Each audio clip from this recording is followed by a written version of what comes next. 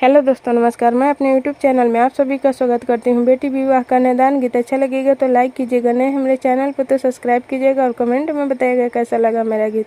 Please आप लोग support ज़रूर कीजिएगा मुझे। छिपिया में कांपेला दही रे अछतिया औरी जे कांपेला जाने। छिपिया में कांपेला दही रे अछतिया औरी जे कांपेला जाने।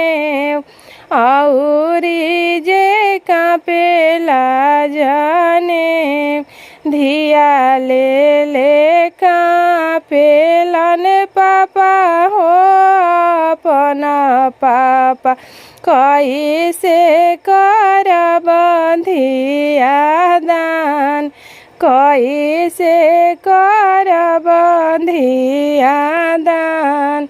धिया ले कांपेलन चाचा हो अपना चाचा कैसे करब धिया दान। कैसे करब धिया दान। जैसे में पापा गैया दाना कैलहु ओइसे करिहा धिया दान। ओइसे करिहा धिया दान।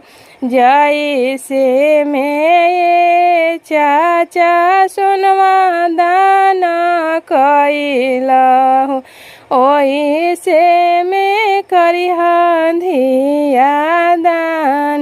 ओइसे में करिहा धिया दान।